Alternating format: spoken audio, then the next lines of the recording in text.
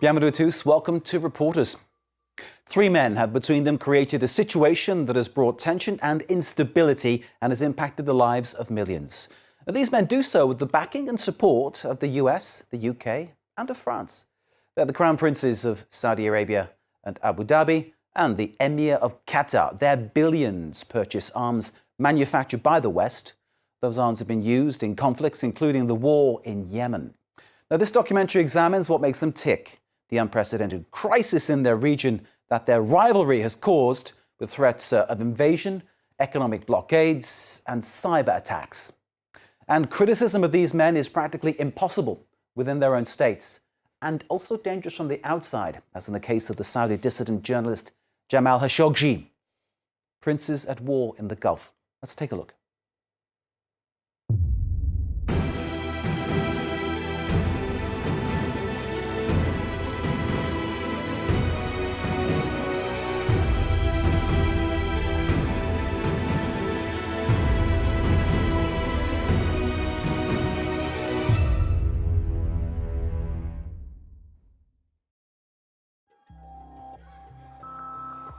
This is the story of a clash between three princes.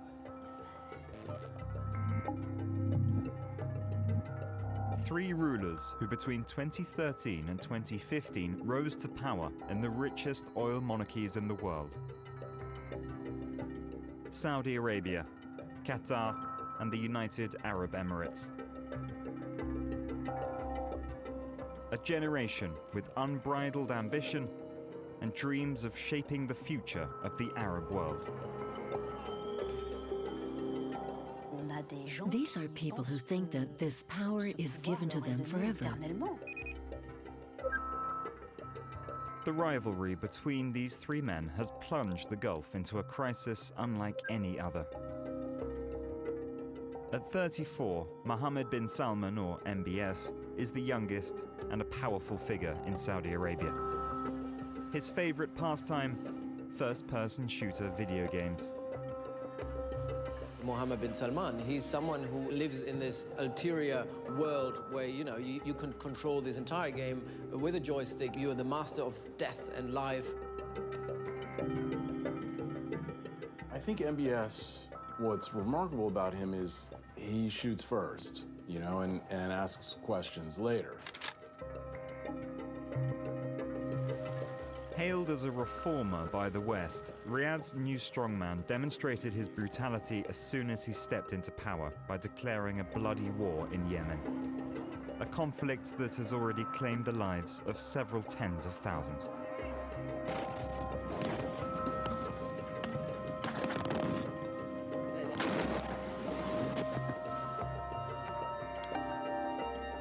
On the Arabian Peninsula, on the borders of the Saudi Kingdom, MBS found a useful ally in the shape of Mohammed bin Zayed, or MBZ.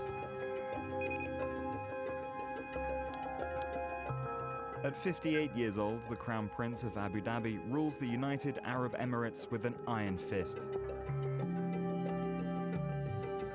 Mohammed bin Zayed is a military man.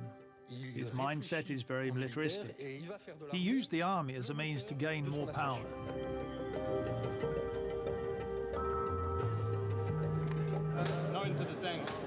In order to establish their dominance in the Middle East, MBS and MBZ identified an enemy that needed to be defeated. This noisy neighbor is accused of collusion with Islamist groups and an overly friendly relationship with Iran.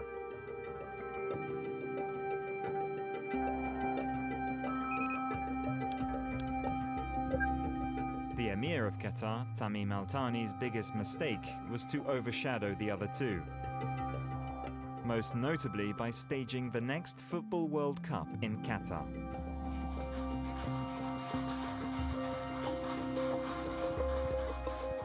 Obviously, for the UAE and Saudi Arabia, having Qatar host the most important sporting event in the world after the Olympic Games is something they cannot accept because it goes against their ego. In the Gulf, criticizing the royal family remains a treasonous act, punishable by prison or even the death penalty.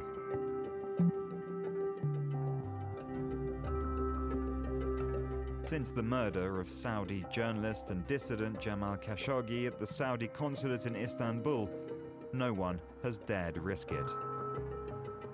His crime? To have publicly attacked MBS, the Crown Prince of Saudi Arabia.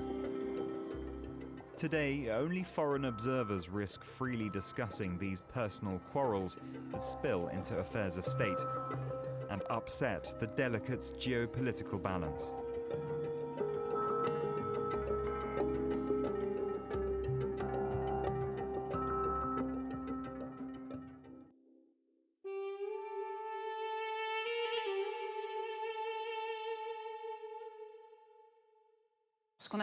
The ruling families of the Gulf are in fact tribes who gradually rose to power in the 18th, 19th and 20th centuries.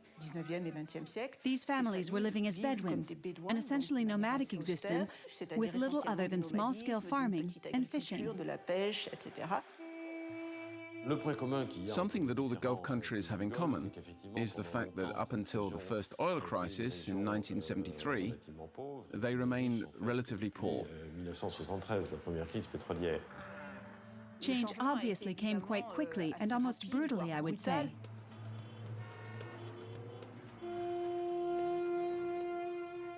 The new leaders who rose to power in the 2010s represented a generational shift. Unlike their fathers, they had no memory of the harsh lives their families had led in the desert. They were born into a life of wealth and opulence. The wildly extravagant Crown Prince of Saudi Arabia is even rumored to have bought the most expensive painting in the world, the Salvator Mundi, allegedly by Leonardo da Vinci. $400 million is the bid, and the piece is sold. A gift for his friend and ally Mohammed bin Zayed, the Crown Prince of Abu Dhabi, who built himself a Louvre museum, designed by the architect Jean Nouvel.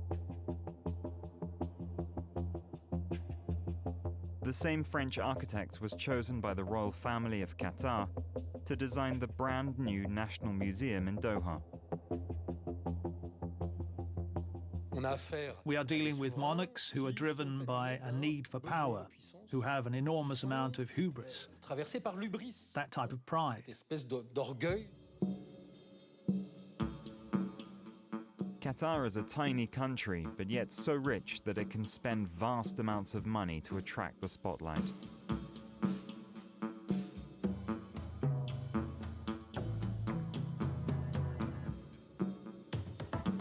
In 2013, when Tamim Al-Thani came to power, the then 33-year-old sports enthusiast inherited the task of staging the most viewed football tournament in the world. We are very proud that we're going to be hosting the World Cup in 2022.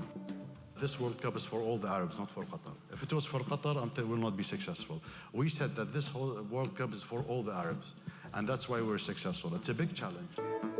The royal family, Tamim himself, they are crazy about sports.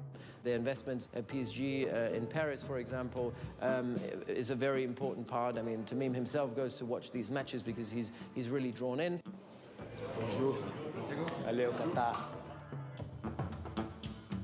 With the money generated by oil and gas, the Qataris were able to buy French football club Paris Saint-Germain, along with some of the world's most expensive players, as a way of promoting this small country with only 250,000 citizens.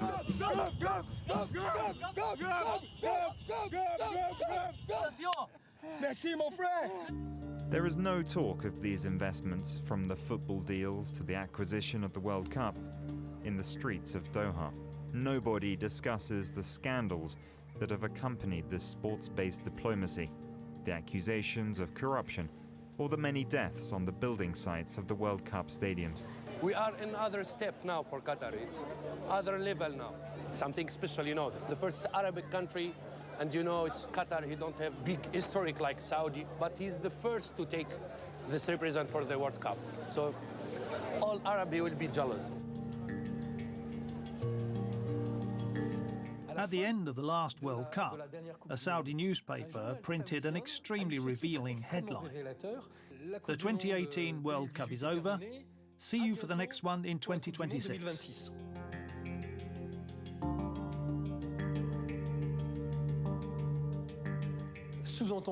What, of course, is implied is that the 2022 World Cup does not exist.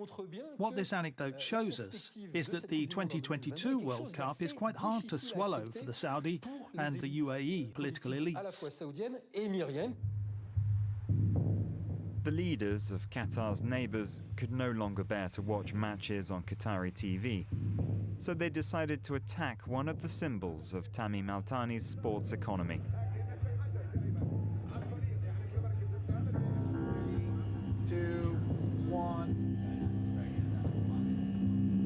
We have the 5 European leagues, exclusive.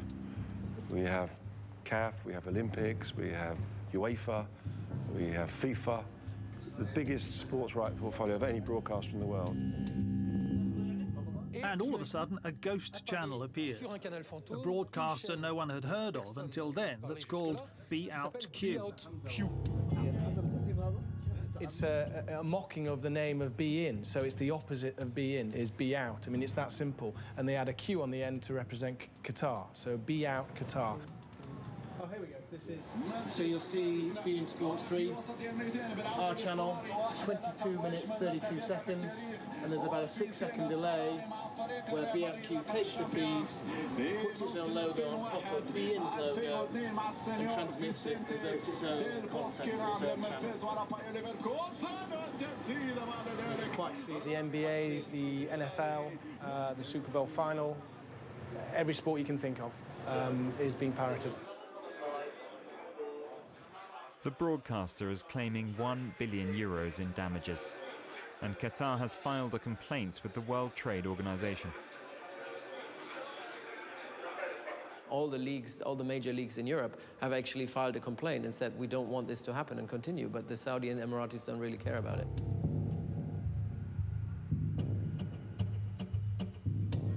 This kind of unprecedented piracy reveals the rifts in the Gulf and a conflict that has been destabilizing an entire region. To better understand the mutual hatred between Tamim Al Thani and his rivals Mohammed bin Salman and Mohammed bin Zayed, we have to go back a few years. The real split in the region stems from the Arab Spring.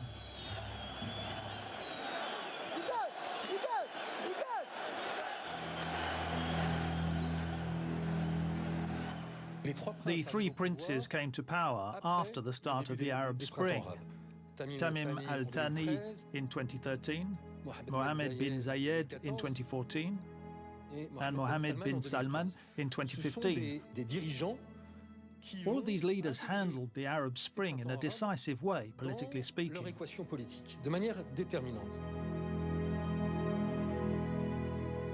The revolutionary movements that arose in the Arab world profoundly divided the Gulf monarchies, who were in total disagreement over an appropriate response. I think for the Gulf monarchies, certainly for MBS and for MBZ, they're horrified by the Arab Spring. It's like, man, they're coming for us, and we gotta react.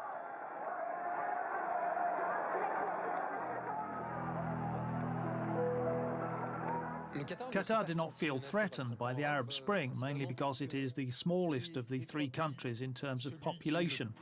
There are simply not enough people to form an organised opposition.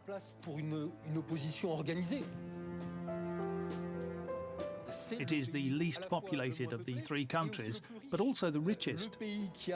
Qatar is the country with the highest GDP per capita on the planet. So obviously the motivation to challenge the power of the Al Thani family is extremely low, if not non-existent. The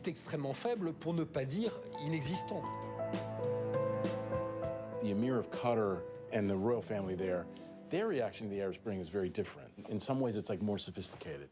They thought, you know, this is a big wave coming, and we gotta get on that wave and ride it, you know, and that's the only way we're gonna survive, because we can't fight it.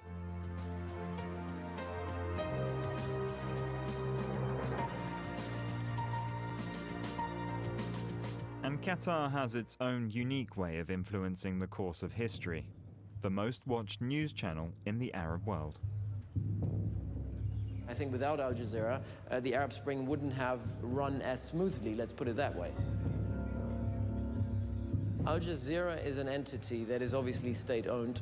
It was set up in 1996 as part of a vision of the older emir to somewhat liberalize civil society in the Arab world. Al Jazeera was obviously giving a voice to anyone. And Al Jazeera, you could be a Shia radical, and you could speak there. You could be a Sunni radical, you could speak there. الضباط والجنود الذين يستطيعون أن يقتلوا معمر القذافي فليفعل. This call for the murder of the Libyan dictator was made by one of the most influential ideologues of the Muslim Brotherhood, a political refugee in Qatar. So the feeling was that Al Jazeera was increasingly trying to give voice to opponents of the Arab world, in particular to the Muslim Brotherhood. The media aside, the Qataris have financed and armed Islamist movements in Libya and Syria. And in Tunisia and Egypt, they have contributed to the electoral victories of the Muslim Brotherhood.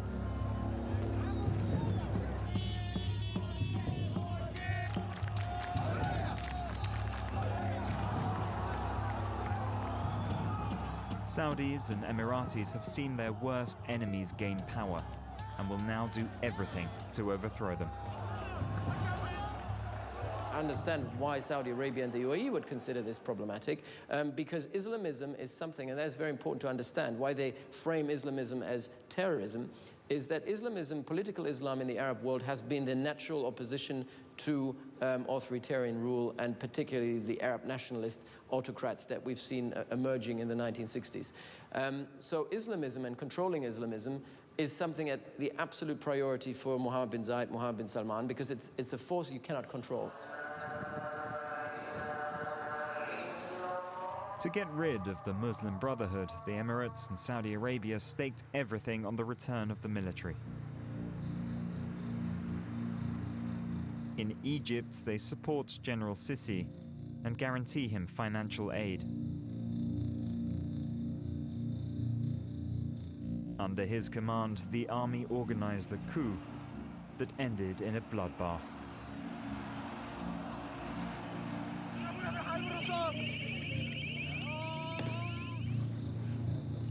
The Egyptian regime took its revenge on Qatar by condemning an Al Jazeera TV crew to 3 years in prison.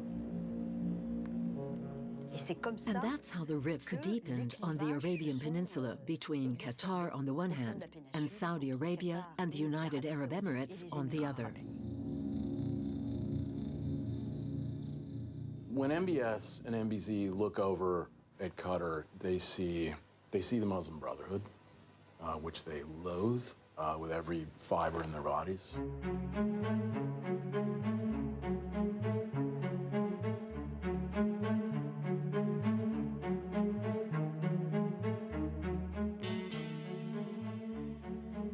In the United Arab Emirates, there's an extreme concentration of power in the hands of the Crown Prince of Abu Dhabi, who has reined in all his brothers. Mohammed bin Zayed's first project was to create a credible army and to focus all its military strategy around the protection of its borders.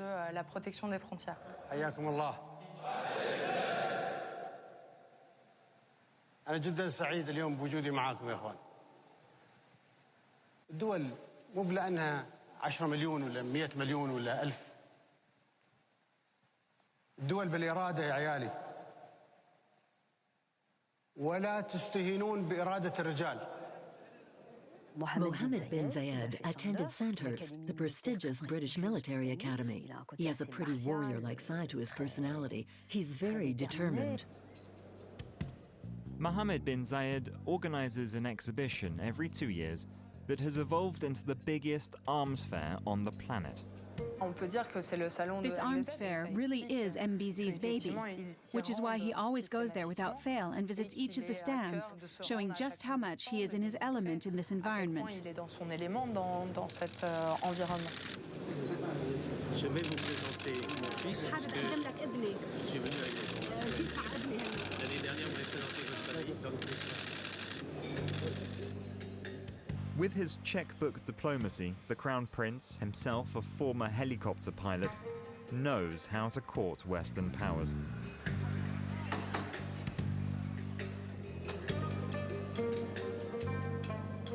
By spending billions of euros each year, the United Arab Emirates has become the most militarized country per capita on the planet. In the Emirates, there is one battle tank per 2,100 people. In France, there is one battle tank per 250,000 people. It's an arsenal that the prince likes to show off. The goal? To impress the world's most important leaders.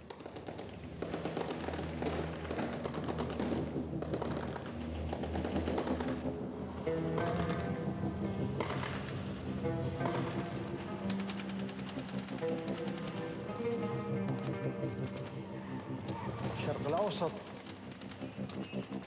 منطقة فيها كثير من الأحداث تحاول دائما ترسل رسالة إيجابية للعالم. الشرق الأوسط ممكن يطلع منها خير ونحن موجودين.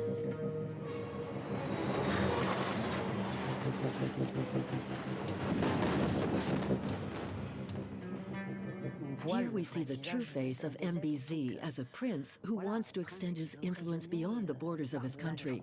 He wants to become a charismatic leader in the Arab Muslim world. MBZ knows that alone his tiny country doesn't stand a chance as a global player. He needs an ally, and he's found one in Saudi Arabia.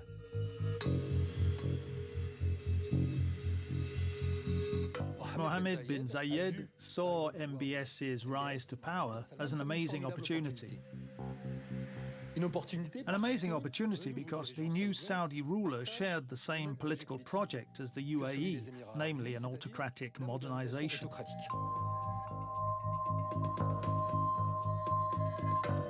They built this mentor-protege relationship with Mohammed bin Zayed being the mentor, Mohammed bin Salman being his protege, like a uncle and nephew kind of relationship. They have an agreement of bringing Saudi Arabia out of the Middle Ages into the 21st century, a similar approach that the UAE had taken.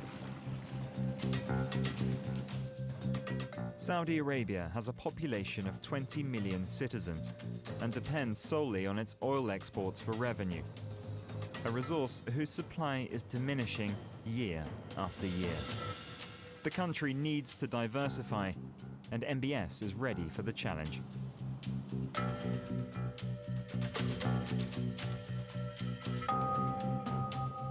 He's a big guy. He's very dynamic. You know, he walks into the room and everybody stops talking. He's extremely ambitious. إذا نجحنا في 5 سنوات القادمة سوف تلتحق فينا دول أكثر وسوف تكون النهضة القادمة في العالم في 30 سنة القادمة في الشرق الأوسط إن شاء الله. هذه حرب السعوديين، هذه حربي اللي أخوضها شخصيا، ولا أريد أن أفارق الحياة إلا وأرى الشرق الأوسط في مقدمة مصاف العالم، وأعتقد أن هذا الهدف سوف يتحقق 100%. الله يعطيك طول العمر يا سيدي. And yet nothing of MBS's meteoric rise to power in Saudi Arabia was predetermined. In 2015, his father Salman became king at the age of 79. He is one of the last living sons of Ibn Saud, the founder of the Saudi state. And for the first time in 60 years, power is being passed on to a new generation. MBS is clearly the favored son, and behind the scenes, he has overshadowed all his rivals. He's been portrayed as a hothead, he's impulsive, he's not very strategic in his decisions, he's very childish sometimes. That definitely applies to Mohammed bin Salman. And that differentiates him very much from his predecessors, who were these kind of old sleepy guys who were just totally detached, or, you know, other members of the royal family that are living in Monte Carlo or somewhere like that. And he's a local young guy who likes to play video games, and all the Saudis get that. Aged just 29, MBS became the youngest defense minister in the world. And as soon as he arrived in this powerful position, his focus turned towards the old enemy.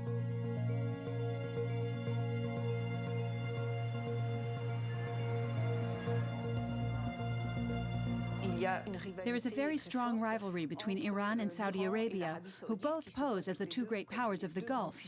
What really disturbs Saudi Arabia is the expansionism of revolutionary Shiism. They feel totally surrounded by Iran, who has a heavy presence in Iraq, Lebanon, Syria, and of course in Yemen with the Houthis. It's the Middle East, you know, everything's connected to everything else. For the Saudis, the Houthis are the Iranians. I mean, they're the same thing. It's more complicated than that. In early 2015, MBS became commander-in-chief of the Saudi military, just as the Houthis, Zaidi Shiites backed by Iran, were taking control of the Yemeni capital, Sana'a.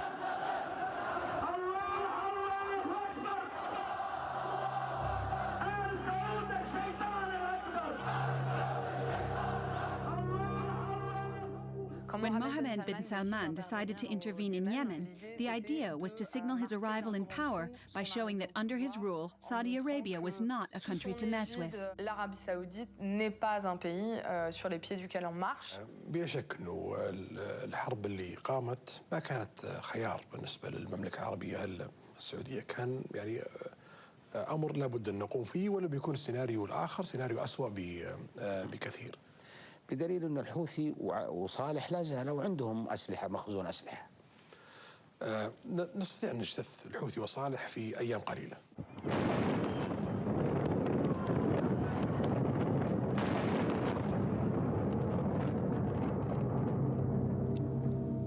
MBS knew he could count on the support of his ally MBZ and his well-equipped army to support him in this newly declared war.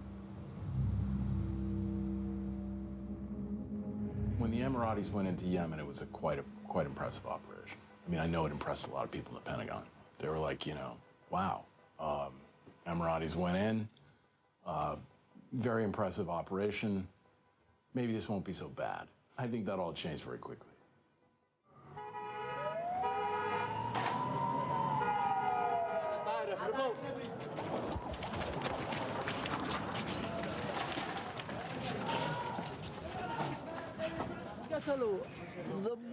They are killing soldiers, civilians, policemen, common people. They are targeting universities. The Saudi regime is killing students. They are the terrorists. They can bomb Sana'a to Kingdom Come. We will never surrender.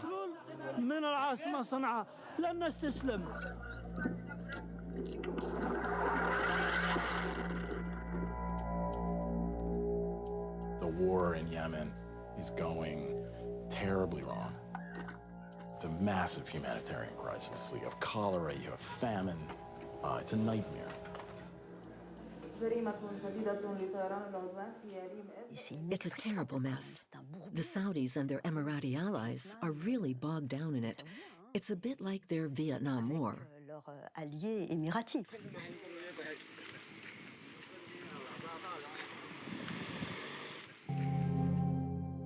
This anti-Iranian obsession of the Saudis is not necessarily shared by the other monarchies of the Arabian Peninsula.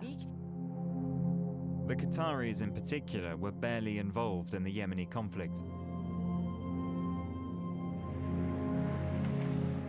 As a result, Qatar is considered by Saudi Arabia and Abu Dhabi as being too close to Tehran.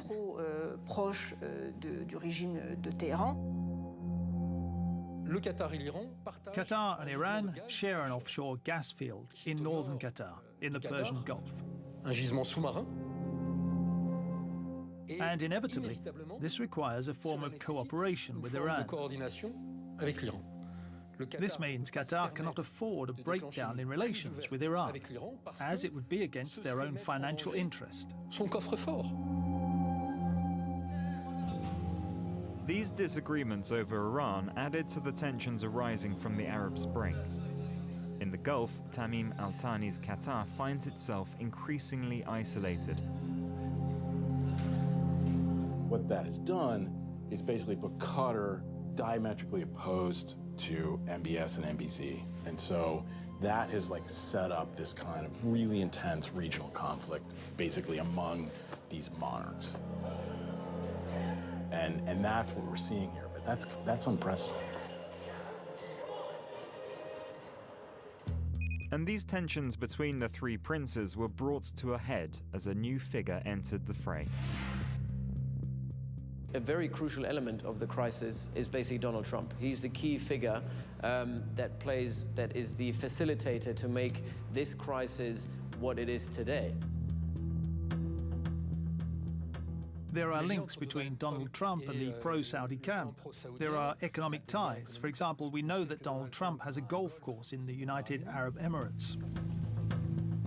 There are a lot of people who were close to the Trump campaign who have business interests in the UAE. So it was a very tight net that finally Mohammed bin Zayed had.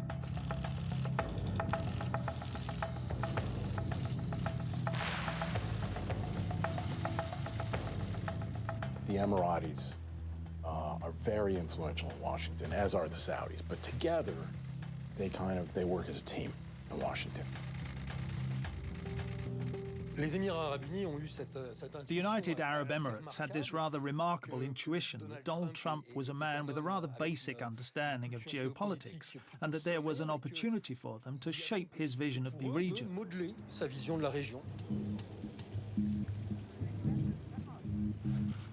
A man that I've known, very special person, highly respected, and loves his country, I can tell you that, loves his country. And I think loves the United States, which to us is very important. Thank you very much. It's my honor to be here. Thank you, sir. In Washington, Emirati and Saudi lobbyists targeted the president's entourage. And one man in particular. The middleman between the United States and Saudi Arabia is Jared Kushner. Jared Kushner is Donald Trump's son-in-law, a 30-something-year-old who is totally inexperienced in Middle Eastern affairs. Right after the inauguration, so January 2017, right after, Jared Kushner was put in charge of the Middle East. That's your portfolio. So Jared literally took the map down of the Middle East, they rolled it out on the table, and they kind of said, okay, where are we in the Middle East? What do we got here? That's Iraq, Lebanon, Syria, all gone. That's Iran. Iran has those. So who are our friends? So the whole strategy in the Middle East was to go hard against Iran. I mean, that was absolutely what the same exact thing that MBS and MBZ wanted, more than anything. So President Trump decides with Jared, our first trip abroad is going to be to Saudi Arabia. King Salman, the guardian of holy places, greeted US President Donald Trump at Yamama Palace. The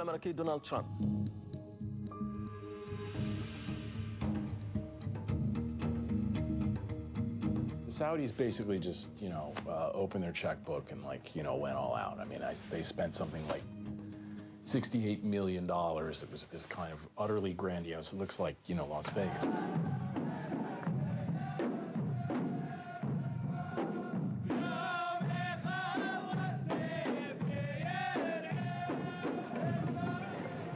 That's beautiful. That is so beautiful. Heavy. This is the war dance. I can see that. It's as if somebody said to MBS and MBZ, how do you impress President Trump? How do you really make him happy? It's like, spend money. It's a win-win situation, in inverted commas, that they have worked out between themselves. Something that President Trump didn't try to hide, even showing pictures of doing his shopping. That some of the things that have been approved and are currently under construction and will be delivered to Saudi Arabia very soon, and that's for their protection. But if you look in terms of dollars, $3 billion, $533 million, $525 million, that's peanuts for you. Should have increased it. There was something a bit obscene, a bit outrageous about the opulence on display during this state visit. But it summarises rather accurately the extremely mercantile view that Trump has of successful diplomacy. That's why we are here today, to be sure that we've tackled all the opportunities and achieve it, and also get rid of all the threats facing our both countries and the whole world. So I'm very glad to be here today. Thank you, Mr. President. The discussion at the time was, look, Qatar is a problem. They're funding groups across the region that we don't like. They have a close relationship with Iran, which we don't like, and you don't like either. What shall we do about this? Trump, not knowing what was going on, was basically saying, yeah, well, if you can, take care of it, as loosely as it was. And taking care of it was seen as a green light by Mohammed bin Salman and Mohammed bin Zayed at the time to take action on Qatar.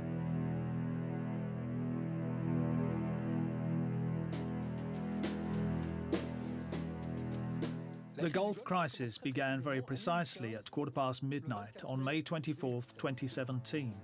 At that exact moment, an article appeared on the website of the Qatari official news agency, QNA.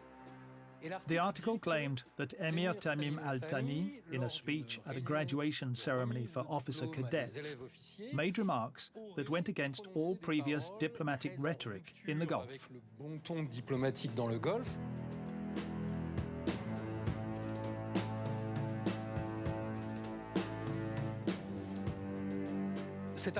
The article was fake and was the result of a cyber attack. This came to light after a few weeks when the CIA dispatched computer experts to Doha. Why were they made? Because that was supposed to be a prelude to a much bigger campaign to steer up dissidents and in Qatar and delegitimizing the Emir of Qatar in the eye of the domestic audience in Qatar, but also in the eye of a global audience.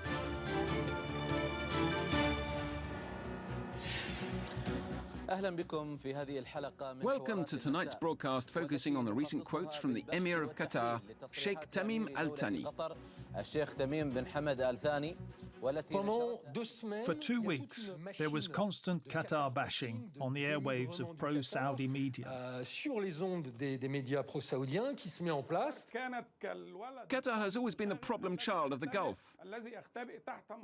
Other countries in the region that respect the rule of law and the historical links that bind them have tried to point it in the right direction. But Qatar has shown its true self, a source of funding for terrorist organizations. The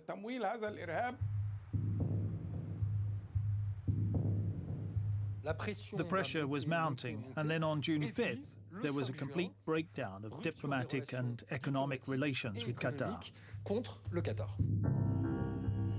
The only land border that Qatar has with the Arabian Peninsula is with Saudi Arabia, and that land border being closed not just for individual traffic, but particularly for import and export of goods going in or out of Qatar.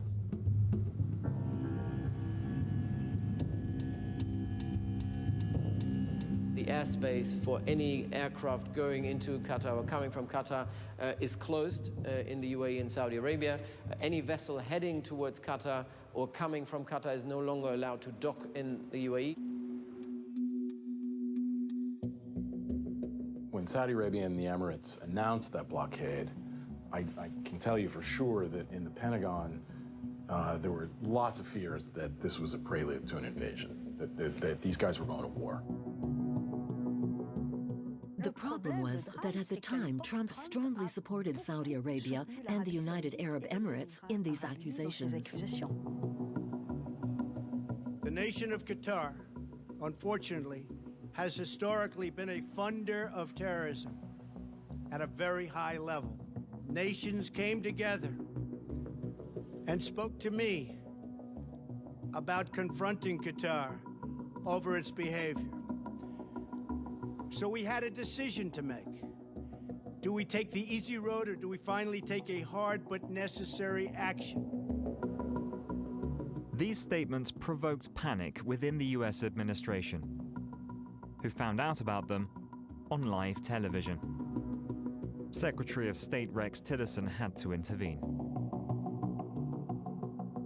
Tillerson explained to Trump, who possibly hadn't realized, that the United States had their largest military base of the region in Qatar.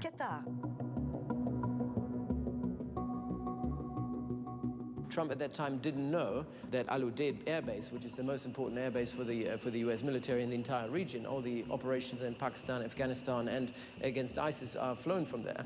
He didn't know it was in Qatar. He actually thought it was in the UAE. The U.S. certainly couldn't start taking sides in this dispute, especially not against Qatar, which Donald Trump eventually understood. So everybody got on the hotline and started calling the princes and saying, like, gotta take it down. Somebody used those exact words with me. He called the Saudis and called MBS and said, now is not the time for a war. Stop. The military escalation was halted, but the embargo stayed in place.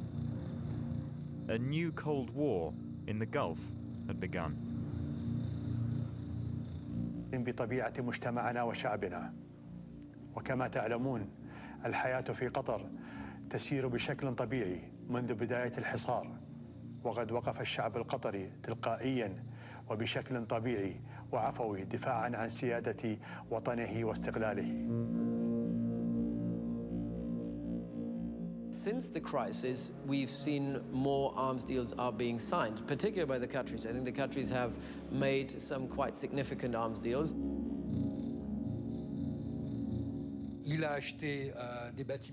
They bought warships, fighter planes and bombers in such large quantity that today Qatar has an air force totally disproportionate to the number of fighter pilots they have. Au nombre de pilotes de chasse dont ils disposent.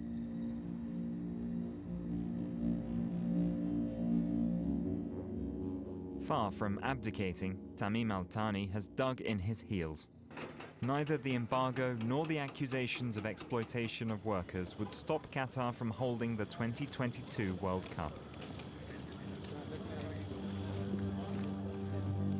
For MBS and MBZ, the operation against Qatar has become a fiasco, and the war in Yemen a quagmire. Yet the princes could stay in power for decades, with potentially dire implications for the region. As unpredictable as they are powerful, the princes are injecting new instability into a Middle East already long roiled by conflict.